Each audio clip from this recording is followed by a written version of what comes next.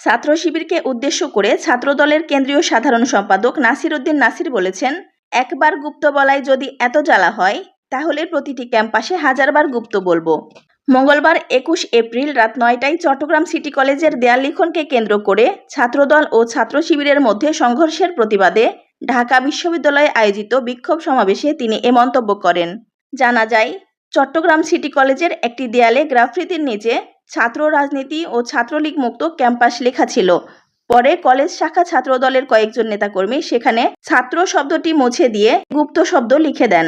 এ ঘটনাকে কেন্দ্র করেই দুই পক্ষের মধ্যে সংঘর্ষের ঘটনা ঘটে। সমাবেশে নাসির উদ্দিন নাসির বলেন, দেয়ালে লিখনকে কেন্দ্র করে প্রতিক্রিয়া জানাতে গিয়ে ছাত্র শিবির ছাত্রদলের নেতাকর্মীদের ওপর হামলা করেছে। তিনি অভিযোগ করেন, যেখানে ছাত্র শিবির তুলনামূলকভাবে শক্তিশালী সেখানেই তারা সংঘর্ষে জড়াচ্ছে এবং চট্টগ্রামে এসব ঘটনার হার বেশি। তিনি আরও বলেন, ছাত্রদলের কোনো কর্মীর ওপর হামলা হলে তার জবাব দেওয়া হবে, তবে কোনো ধরনের গঠনগত শৃঙ্খলা ভঙ্গ হলে দল ব্যবস্থা নেবে। সমাবেশে ছাত্রদলের কেন্দ্রীয় ও ঢাকা বিশ্ববিদ্যালয় শাখার বিভিন্ন নেতা বক্তব্য রাখেন। বক্তারা অভিযোগ করেন, কিছু উস্কানিমূলক কর্মকাণ্ড ও মব কালচার ক্যাম্পাসে অস্থিতিশীলতা তৈরি করছে।